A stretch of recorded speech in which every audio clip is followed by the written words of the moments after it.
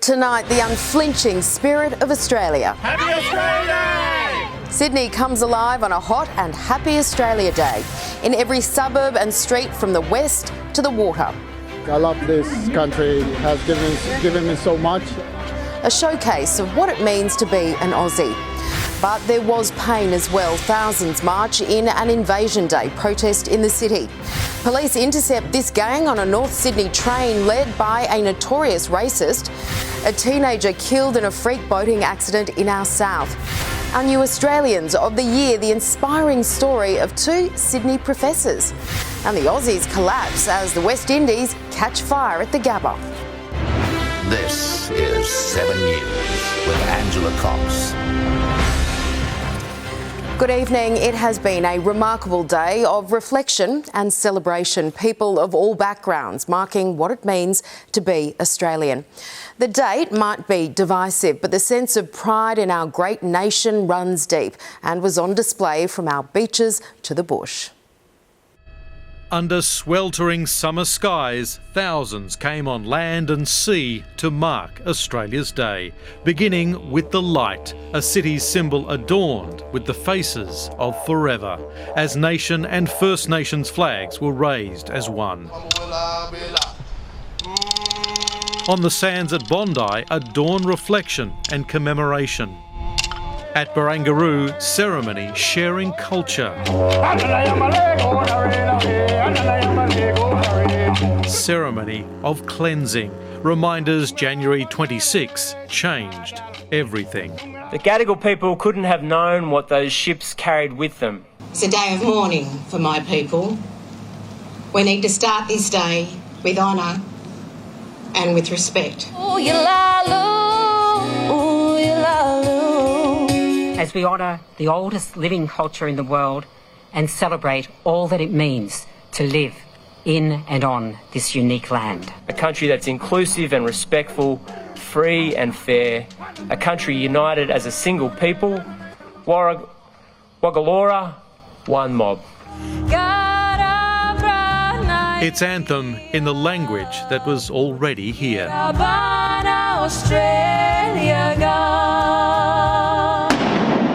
At midday, the nation saluted as its elite Air Force roulettes zoomed in to make their Australia Day return after 30 years. Turning on a sky show of precision twists and turns above the crowds watching below by the harbour.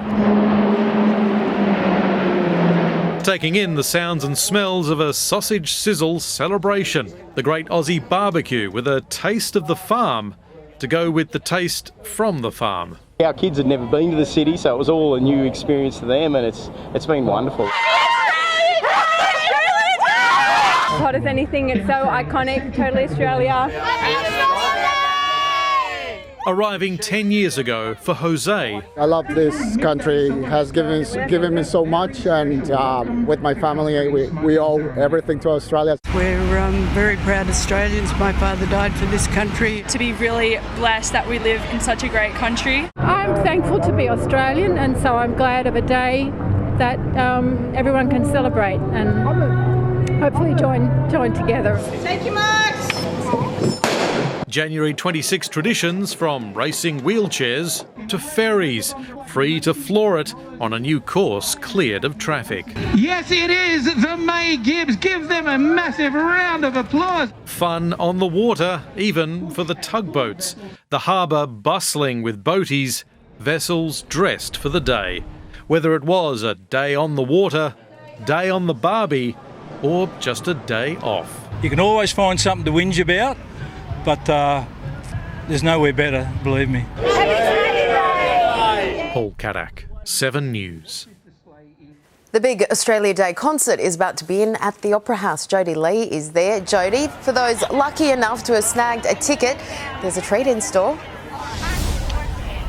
That's right, Ange. Casey Donovan and Dami Im are just two of the acts set to take to the stage here in just a few moments' time. Tickets to the forecourt have already been allocated, but there are big screens up at Circular Quay for those who may have missed out. And while a fireworks display later tonight will signify the end of Australia Day for 2024, there were plenty of celebrations, as you heard, on the harbour. And right across the city today, communities celebrated Australia Day in their own way. There was no day off at Rose Bay. More than 1,500 people using their public holiday to pay it forward, swimming for charity. They're raising valuable funds and awareness for dementia, so that's something that's a cause it's close to my heart. My dad had dementia. Now in its 8th year, the open water event has turned a divisive day into one full of meaning. Indigenous elders designing the towel gifted to each participant as they crossed the finish line. How good is this? We really get him to give us, teachings of Aboriginal and Indigenous heritage and culture and everything, and we learn a little bit about heritage every year that he comes. Their rich traditions equally embraced by those newly named Australians. Congratulations, you are all now Australian citizens. The Premier on hand in Penrith, one of few councils still performing citizenship ceremonies on January 26th. This isn't just a ceremony, it's really a celebration of each and every one of you and your families, and a recognition of the journey you took to reach this moment. Recipients hailing from every corner of the globe, some newly arrived, others having spent decades contributing to our community. Oh my God, I can't even explain. It's really overwhelmed. Oh my God, I'm so blessed. Today I'm very happy to be a part of this wonderful and memorable day. And I just want to say thank you everyone, and happy Australia Day. At Parramatta Park, there was bouncing fun for families. Whoa! Native Australian wildlife taking centre stage, some keen for cuddles, others not as much. But this is my pet one you can touch. Closer to the coast, it was all about snags and flags, sharing a meal with friends, the most popular way to spend the day. Just enjoy the day, celebrate how lucky we are to be in Australia. My parents came from Greece, they came from a war-torn country. It's beautiful here, it's peaceful, it's safe, and just provides us with the best possible life anywhere in the world. A universal truth every day of the year. Jodie Lee, 7 News. For many, January 26 has been a day of protest rather than celebration, an alternative anniversary called Invasion Day. This year also linked to the Palestinian cause, with protest rallies nationwide starting in Sydney's Belmore Park. In the city where Arthur Phillip landed 236 years ago, they gathered at Belmore Park to mourn what they say was an invasion. Because they don't understand. We are not the enemy. No celebration of our nation here. There is a huge disconnect between blackfellas. But a call for Australia Day to be abolished altogether. It's one thing to change the date, but that's not going to change the fact of the history and what First Nations people had faced. After 2 hours of speeches, the protesters, watched over by a strong police presence, made a 2-kilometre trek to Camperdown. Today's crowd numbers were bolstered by another group of demonstrators, very well rehearsed in making their voices heard. Pro-Palestinian movement. It's the same fight against white supremacy, against colonists, against people who've had their land stolen from them. Demonstrations weren't confined to Sydney. Protests echoed nationwide. Always will be Aboriginal land! In the nation's capital, they marched on Parliament House, a cordon of police guarding the doors. What do we want? Land! When do we want it? Now! Similar scenes in Melbourne on the steps of the Victorian Parliament, heavy support from pro-Palestine people. Our struggle is one. Our liberation is one. And Brisbane, big crowds and an Aboriginal flag suspended from a city bridge as crowds here too voiced their opinion about a conflict on the other side of the world. Free, free, Gaza! At one stage, the Gabba was closed before the Windies test as protesters marched towards the stadium. After the Sydney March, many made their way to a cultural festival at Victoria Park, finally finding something to celebrate. Evan Batten, 7 News. A group of neo-Nazis apparently intent on holding an Australia Day protest in Sydney has been stopped by police. Lucy McLeod is outside North Sydney train station. Lucy, what happened? Well, Ange, this disturbing incident unfolded mid-afternoon. A group of more than 20 men wearing balaclavas and masks faced off with the riot squad. They marched through Artarmon before catching a train. Among them, Thomas Sewell, the self-appointed leader of a group called the National Socialist Network. He and his followers were escorted from the station. At least one person was arrested, but all of them ordered to move on and banned from Australia Day events across the city. White men are not allowed to assemble and celebrate Australia Day on Australia Day, and this is the tyranny that we live in. Now, the Premier, Chris Minns, has issued a statement saying normal people don't celebrate Australia Day with balaclavas on and that there is no tolerance for this kind of behaviour. Ange. OK, thanks so much, Lucy. Hot weather saw hot tempers at Manly, with police tackling a series of brawls between youths near Manly Wharf around 4 this afternoon. Several were arrested, others chased by police, at least one handcuffed. Reinforcements were called in, lining each side of the esplanade to keep rival groups apart. It's unclear what sparked the fighting.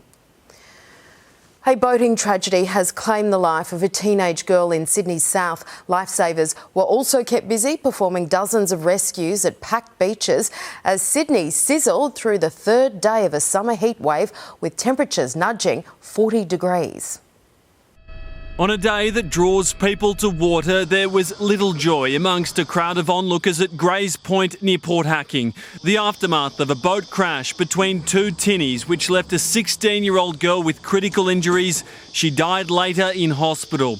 Her family in shock as two 16-year-old boys believed to have been driving the boats were taken to hospital for mandatory testing. As temperatures soared, emergency services were overrun. Lifesavers struggling to squeeze everyone inside the flags and save those who strayed. It all kicked off at Ostermere this morning, where 7 people were involved in a mass rescue. Just over 100 recorded rescues already today. And plenty more. Hang gliders crashed in the ocean, beaches shut because of shark sightings. One of them at La Perouse. Oh my God, this is shark. Up and down the coast, the ocean was too cool to resist. This Australia Day, I reckon we're just going to have a swim and maybe have a couple of schooners afterwards, yeah. Shade, a must, and crucial protection from hot, gusty winds, but apparently not sunny enough. Well, it's pretty hot, but it's cloudy. So there's no sun, so I don't get the tan up. It hit 40 degrees at Sydney Airport just before 2 p.m. Slightly cooler in the city and the west, 37 at Manly. At Penrith Beach, you could find a park and sand. Declared safe to swim today after recent contamination. The harbour chock-a-block. Ripe conditions for a maritime juggling act. It's Friday of a long weekend. It's stinking hot, and people are out having a good time. We're on the New South Wales maritime boat that's coordinating the ferry race. This is arguably the best seat in the house, but with a great vantage point, as you can see, comes great responsibility. Go. 220. Go, long blast. Go, go, go, go. We train for this, and we've got qualified professional staff working behind the scenes to make sure this goes like clockwork. And when the cool change swept through around mid-afternoon, temperatures dropped by about 15 degrees and southerly wind gusts were recorded at 70 kilometres an hour at Sydney Airport. Now, those milder conditions will hang around for the rest of the weekend. Temperatures still in the mid to high 20s, but certainly a lot cooler and more comfortable than today. Ange? Like the sound of that. Tom Saker there in Bondi. Thank you. The High Commission in London has held a low-key event to mark Australia Day. It's a departure from the black tie fundraising gala that's been held for the past 20 years, which was this year deemed too expensive. Instead, hundreds of expats gathered at Australia House for what was billed as an evening of culture and culinary delights. Anthony Albanese has dismissed Peter Dutton's call for an early election over his revamped tax cuts. The opposition labelling the redesign a broken promise that, in the long run, will rob Australian workers of $28 billion. flagging new divisions on Australia Day. So are you going to vote against a tax cut for 11 million Australians or not? You want a gold star, Jason, for lying to the Australian people? The government defying calls from the opposition to put its rewrite of the Stage 3 tax cuts to the people and go to an early election. We have a liar in the lodge, and Anthony Albanese is a weak man. This isn't the easy decision. This is the right decision. Arguing 84% of Australians will get a bigger tax cut under the shake-up, which halves tax breaks promised to those earning above $200,000, but hands larger cuts to everyone earning up to $146,500. I don't consider it a broken premise. I think they've improved on a commitment to return some taxes. If you go into an election and say you're not going to break any promises, you should go with it. That's what people vote for. The government demanding to know what the opposition will vote for. Are you saying that you're going to jack taxes back up again if you win the next election? I'm not going to announce today what we're going to take forward to the next election. But seizing on Treasury modelling, which reveals keeping the 37% tax threshold but applying it to those earning between $135,000 and $190,000 will rake in an extra $28 billion over the next decade through bracket creep. We are returning bracket creep where it matters most and where it hurts the most, which is in Middle Australia. Economists estimate the tax revamp will inject an extra $3 billion into the economy, but say because it'll take time for that money to hit workers' bank accounts, it won't have much of an impact on inflation. It's not going to change what was going to happen to interest rates either. Still predicting the first cut at Christmas. Lovely. Rob Scott, 7 News. Border Force has stopped a large shipment of ice at Sydney Airport. The drugs, weighing 157 kilograms, were sent from Germany between Christmas and New Year. The methamphetamine was packed in cardboard boxes hidden alongside packing equipment and have an estimated street value of around $140 million.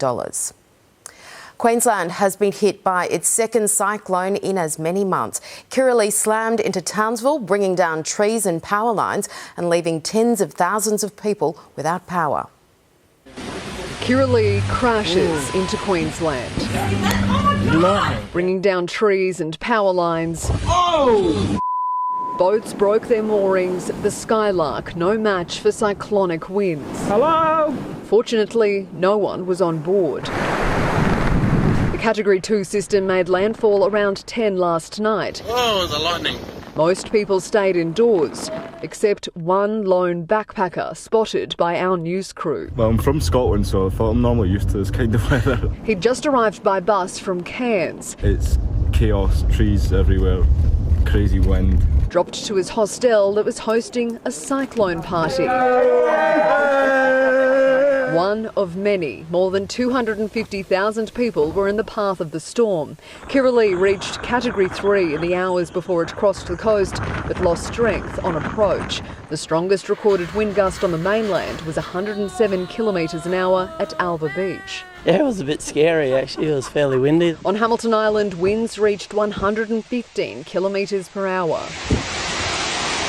In Townsville, gusts reached 93 kilometres an hour. Still, it toppled trees and crushed cars. Last night I saw a trampoline flying. The SES has responded to more than 200 calls for help. This morning, 64,000 households were without power. Sally Geit, 7 News. 2 Sydney cancer researchers whose work has seen melanoma survival rates soar have been named the 2024 Australians of the Year. Next, the heartbreaking story behind their research. Also, Donald Trump ordered to keep his voice down, why a judge told jurors to disregard his evidence. A mother goes on trial for failing to stop her child's deadly school shooting. Plus, a couple jump out of their flaming car, the highway emergency. That's next. Thank you for watching 7 News. 2 remarkable professors from New South Wales have been named Australians of the Year, and their story is uniquely inspiring. Richard Scolyer and Georgina Long remind us that being Australian is about more than just heritage or culture. It's about endeavour, and theirs is to save us all from cancer. Hats on and all smiles as our new Australians of the Year posed for photos with the Prime Minister. These are people who have made a difference already. saved lives. The Sunburnt Country honouring two warriors in the fight against skin cancer. Professors Richard Scolyer and Georgina Long have pioneered immunotherapy research, causing survival rates to soar. These immunotherapy drugs have come so far, and ultimately they've saved my life. Our goal is to achieve 0 deaths from melanoma. Using their speech to thank patients who participated in trials but lost their fight. That is Aussie mateship at its very best. In a tragic twist, Richard Scolyer has been diagnosed with terminal brain cancer. I don't want to die. I love my life, my family.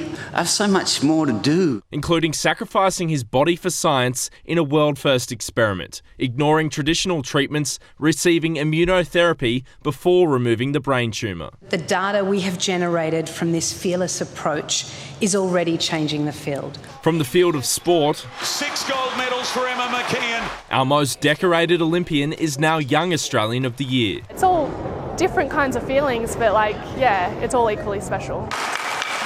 Yelme Yunupingu, the Senior Australian of the Year, for a life dedicated to teaching English and Indigenous languages to children in Arnhem Land. I haven't stopped wanting to educate people to see the benefit in both worlds. For his love of the prehistoric world, Queensland's David Elliott is our local hero. He's transformed a shed in Winton into the Age of Dinosaurs Museum, a major tourist attraction. Keeping the small communities of outback Australia alive is imperative. A busy 24 hours for the Australians of the Year, who this morning joined the Prime Minister and new citizens for a ceremony beside Lake Burley-Griffin, which included an Australian flag draped from a Seahawk helicopter and a 21-gun salute, honouring remarkable Australians. Josh Martin, 7 News.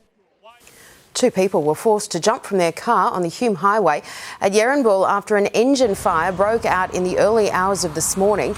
The pair smelled smoke. Minutes later, the Jeep was engulfed in flames. All they could do was watch as firefighters extinguished the blaze. A defiant Donald Trump has testified in a defamation trial against him. His appearance was short, but not without drama. Trump testing the judge's patience and playing straight to his base.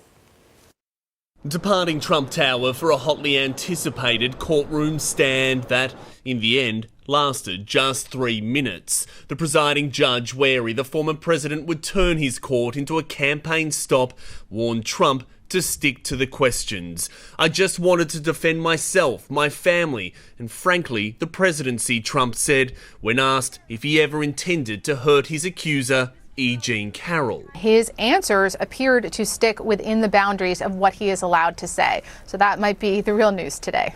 Off limits any of the established facts in this defamation trial, that Donald Trump did sexually assault the former journalist and that he did defame her. She's a whack job. Told at one point by the judge to keep his voice down after gesturing and loudly declaring, "I never met the woman. I don't know who this woman is." Trump's testimony ends this trial and sets up what could be a major financial hit to the former president. E. Jean Carroll's demanding more than $15 million in damages. Now it's over to a New York jury.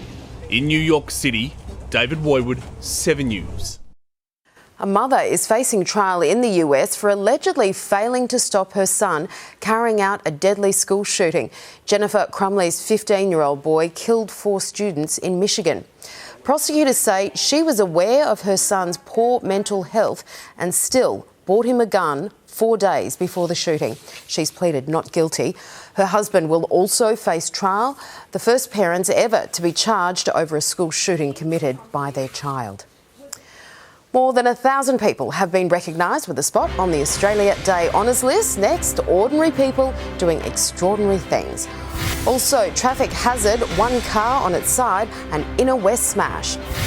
An American murderer put to death using an untested execution method. A close call, a military plane flying way too low. And ahead in Sport live from the Gabba, another blow to Steve Smith's experiment as Test opener.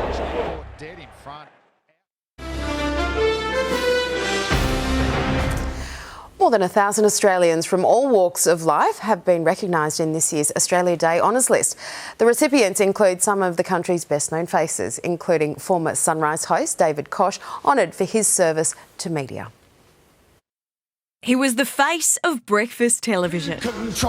After 2 decades of waking up with sunrise, David Koch has been honoured as a member of the Order of Australia for his significant service to media and economic journalism. We can use the platform to help others and get things done ourselves. That's the magic of this job and why I loved every single minute of it. The television veteran among a list of over 1,000 worthy recipients, including one of Australia's most innovative surgeons, Dr. Fiona Wood, who operated on 28 Bali bombing victims. The scaffold helps healing in some way, shape or form. Her invention of spray-on skin for burns victims, groundbreaking. That we leave something behind that can't be stopped, that will always make a difference into the future. Larrikin and social justice campaigner, the late Father Bob Maguire, honoured for his dedication to the community. Which was unexpected.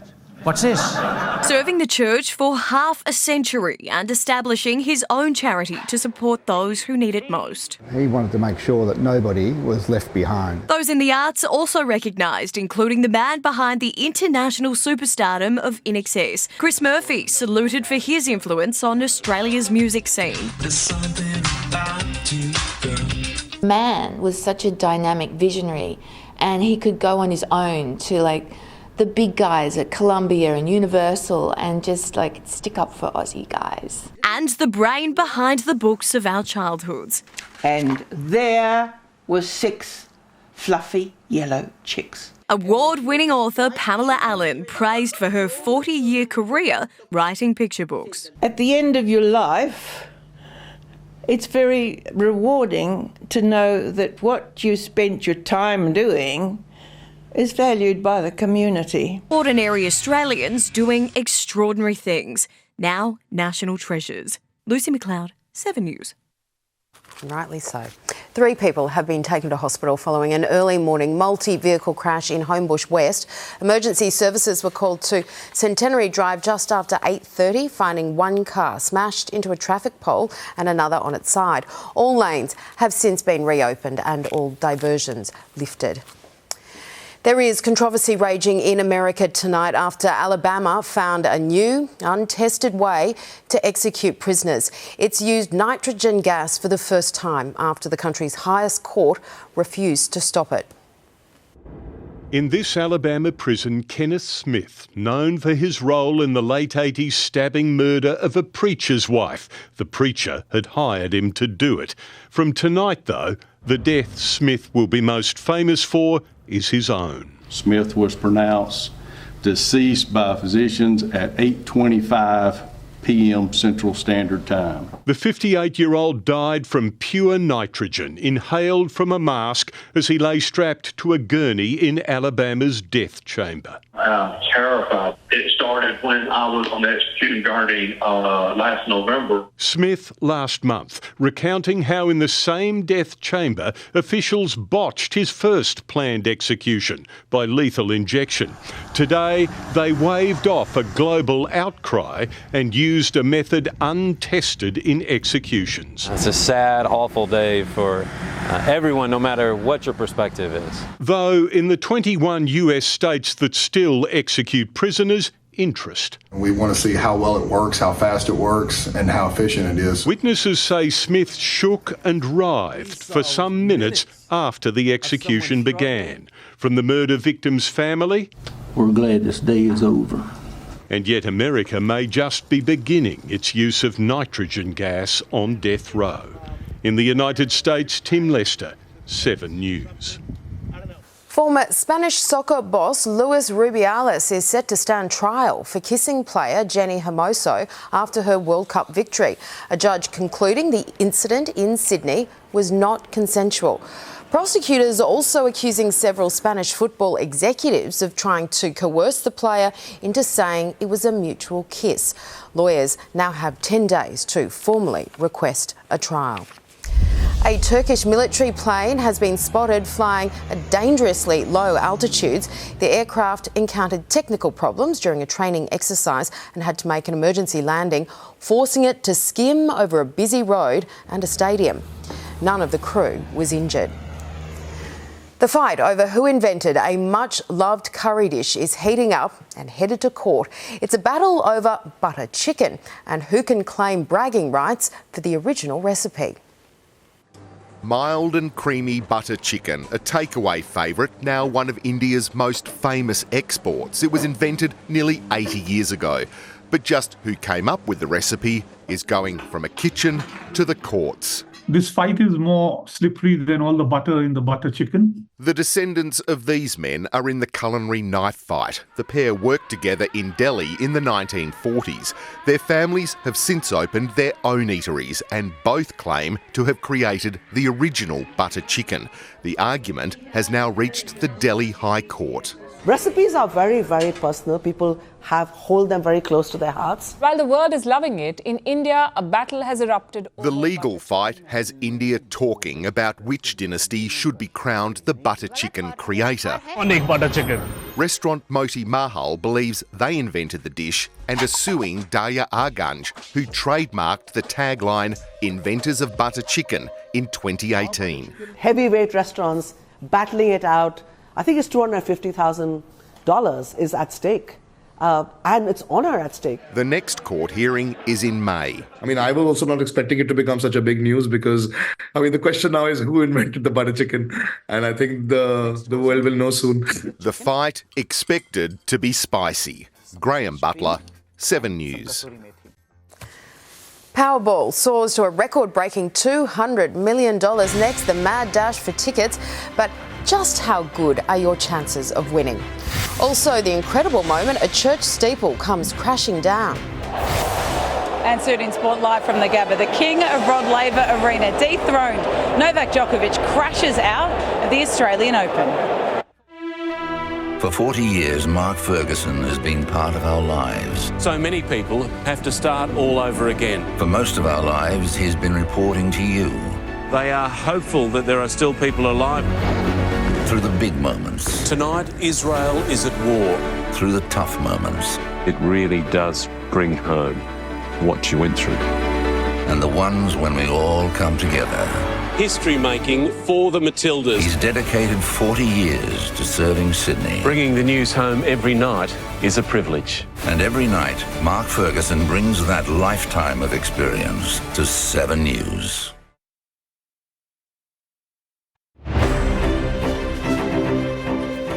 The incredible moment the steeple of a historic church came crashing down in Connecticut has been caught on security camera. Only one person was inside, but they were able to get out safely. The cause of the collapse is not yet known. Built in 1850, the church was all but destroyed. The front section largely crumbled. Australian lottery history could be made next week after last night's Powerball jackpot soared.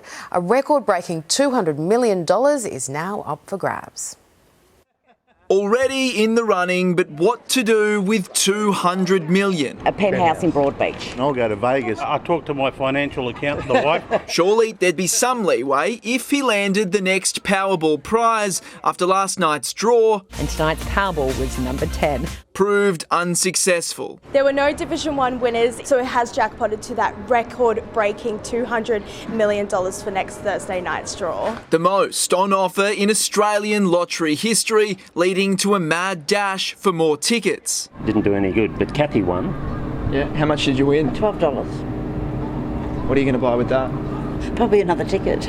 For Division 1 wins in the past 6 months, New South Wales has been the luckiest state, raking in $357 million.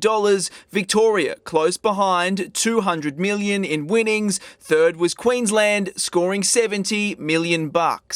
More than 7,000 tickets were sold in a single minute, around an hour before last night's draw. By next Thursday, half of all Aussie adults will be in the running for the record-breaking Powerball. I showed a lot of people and enjoyed my life. And your chances? 1 in 134 million. For many, that won't matter. Jordan Quinn, 7 News. Mel's back with sport from the Gabba. Mel, Australia in big trouble. Oh, Ange, a bit of chaos here. Not many people would have seen this coming. The Aussies fighting just to stay in the second test, and the rain might not save them. Coming up in sport, all the highlights from day 2 so far as the Windies torment Australia's batters. And the run is finally over. Novak Djokovic stunned at the Australian Open by next-generation superstar. Has your rent gone up? We have the tips to negotiating it down if your landlord is being unreasonable. And getting your teens to ditch the junk food. Our nutrition guru, Sarah Di Lorenzo, has the healthy twists on takeaway classics. Plus, actress Claire Foy joins us to talk about her latest project from 7 a.m.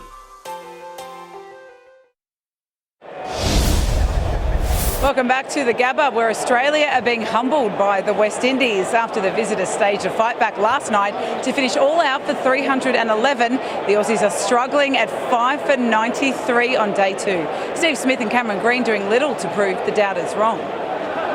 From the very start of day 2, it just wasn't Australia's day. This is almost, Finchy, the first regulation catch that we've seen. He's been taking speckies all over the place. West Indies debutants practising patience after the side salvaged a respectable 266 at stumps on day 1. Kevin Sinclair scoring a half-century. What a moment. And look at that delight. The same couldn't be said for Australia's veterans. They all seemed in a rush to wrap up the Test summer. Oh, big shout. 3 for Steve Smith, leaving the opener experiment on shaky ground. Steve Smith elevating himself up to open the batting, has been knocked over in the first over. Marnus Labuschagne quickly followed. What a catch! It's a blinder! The man Australia was so desperate to get into the side, Cameron Green, out for 8. In the air, he's out! Brathwaite takes the catch. Travis Head sent to tee with a golden duck. This could be disaster. He's gone. The man named Test Cricketer of the Year, Usman Khawaja, left to steady the ship. This is challenging stuff. This is the Aussies under the pump. If only he could get any help at the other end. Marsh out for 21. The simplest of catches, and Australia are now in all sorts. Jaleesa Raps, 7 News. England couldn't win back the Ashes with Bazball last year, and it took just one day in India to receive another reality check. Oh, he gets the wicket. What a ball from Jasprit Bumrah. It's almost as if the batter was trying to do too much on that ball. Ben Stokes men all out for 246 on the opening day of the first test in Hyderabad. The hosts are making light work of England's spin-heavy attack, building towards a big first innings lead. The tourists already in disarray, especially keeper Ben Foakes. Well, after 5 years, Novak Djokovic's winning streak at the Australian Open is finally over. Arina Sabalenka is 1 win away from back-to-back titles, taking on 12th seed Zheng Qinwen in the women's decider. 22-year-old Italian Yannick Sinner stunned the 24-time Grand Slam champ to reach his first major final. More superhero than tennis player. This was as close as we've seen to Novak Djokovic powerless. What a start. The 10-time champion, completely off his game, broken twice in the first set by Yannick Sinner. The Italian barely raising a sweat. Perfectly played. No laughing matter for the Joker. 29 unforced errors in the first 2 sets, doing everything to rev himself up and the crowd. Oh my goodness. What a save. Not enough to stop his worst start to a Grand Slam match, 6-1, 6-2. Sinner smashing this semi-final. But there's no giving up for Novak. Yeah, he's made it. The king of Rod Laver Arena, saving match point to force a 4th set. A cardinal sin by the 4th seed. Yannick quickly repenting, breaking Djokovic again. This time, there was no coming back. Finally dethroned. There's a new king in Melbourne. I have the feeling that I can still improve a lot, and that's why I have a great team behind me, and we will keep pushing. Chasing revenge for her US Open final defeat, Arina Sabalenka got it against Coco Gauff. I wouldn't say that the memory is really bad from the last match we played. I mean, I lost that one, but it's just an extra motivation for me. Yet to drop a set, now the heavy favourite to win back-to-back titles. Not like I'm ignoring the pressure. Worst case, you're going to lose it next year, nothing to defend. Zheng Qinwen into her first Grand Slam final, 10 years since China's first and only Oz Open champion, Li Na. She told me, don't think too much, just go for it. I mean, that's enough, I think. James Manton, 7 News. The The Socceroos avoided a round of 16 matchup with heavyweight South Korea at the Asian Cup, but no, they have no room for error. After a lacklustre group stage against lower-ranked opponents, the Aussies know they'll need to be better against world number 146 Indonesia to reach the last 8. I think there's a lot of disrespect towards, Asian football. You've only got to look at the results in the group stages and where certain teams have finished in the group stages, how hard the games have been. The knockout clash is on Sunday night. The Kings' hopes of a third straight NBL title are fading fast, stunned by an undermanned South Easy Melbourne Phoenix 104-98 last night. Rookie coach Mahmoud Abdel Fattah says the players still have his back. The coaches can only do so much, and we can only want it so much, but we can't want it for them. So they just got to be out there and just want it. 5 losses in 6 games. The Kings are just holding on to a final spot in 5th. Well, huge news out of the NRL and Hollywood. US late night talk show legend David Letterman revealing he's bought South Sydney. Crystal and I now own the South Sydney Rabbitohs. It's a rugby team. You're a big rugby fan? I love it. That's how my mom hurt her hip. Rugby league, well, he certainly looked the part, but his story doesn't quite stack up. The club says he isn't an owner yet, just a very enthusiastic fan who they hope to see in Vegas. There you go, Ange. Can't guarantee that story was 100 million% accurate.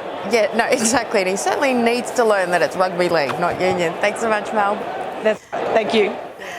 Not the Kingswood, yes, the Kingswood and the FJ and the FC. Some of the classic Holdens expected to go under the hammer when the National Holden Motor Museum closes in April.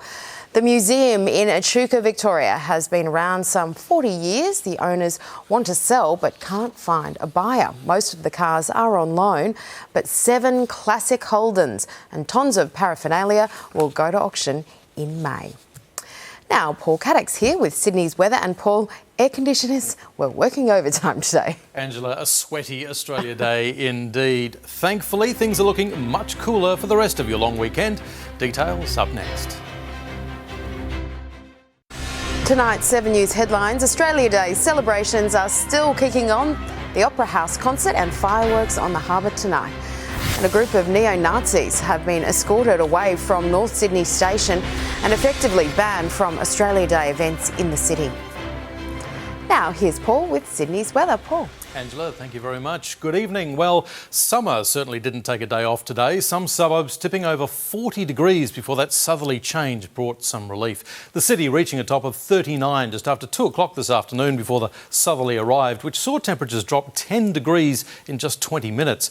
It was cooking even more at Bankstown and Gosford, reaching 40 degrees, 41 at Cronulla and the airport, with a high of 39 at Camden and Parramatta, 38 for Penrith before things started cooling down around 3 this afternoon. Ex-tropical cyclone Kirrily is bringing heavy rain and strong winds to central Queensland as it moves west, with a cold front bringing that cool and gusty change as it moved through New South Wales this afternoon. And tomorrow that front moves on into the state's northeast with a trough developing that'll bring showers and storms. A ridge of high pressure is forming off our coast, while across the north monsoon lows will bring more showers and also keep things hot in the interior. Around Australia tomorrow for the capitals, a shower or two and 37 for Brisbane, cloud clearing in Canberra and 27, staying partly cloudy for Melbourne and 23, a shower or two for Hobart and 21, cloud about for Adelaide and 23, Perth a sunny 33 degrees, Darwin could see heavy rain and 30. Statewide tomorrow, dry and sunny in the west, hot in the north, 40 for Moree. In the northeast, scattered showers and possibly severe thunderstorms. Lismore could see up to 25 millimetres, with some isolated showers along the southern coast. A cloudy 24 for Wollongong, cloudy 2 in Newcastle and 27. Across Sydney tomorrow, cloudy and cooler. Cronulla will be 17 degrees cooler than it was today. There's just a slight chance of a shower in the outer west. 26 degrees the high for Liverpool and Hornsby, 27 for Penrith, 24 at Terry Hills and at Bondi. On coastal waters, southeasterly winds up to 20 knots, which will turn northeasterly in the afternoon. So for the city, down to 21 overnight before a dry and cloudy Saturday, heading for a top of 26 degrees. Sunday, just the chance of of a light shower or two with 27 in the city. Warming up some more for Monday, 31 degrees in the west. Similar conditions midweek with, again, just the chance of a shower. But, Angela, tomorrow the main thing is it should be a lot more comfortable than it was today. Absolutely. A bit more palatable. Thank you, Paul.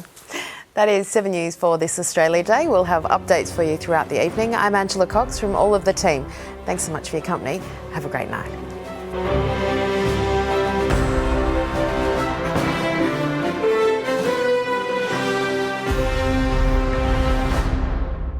Stream 7 News anytime, live and on demand on 7 Plus. And with 7news.com.au, you'll know the news now.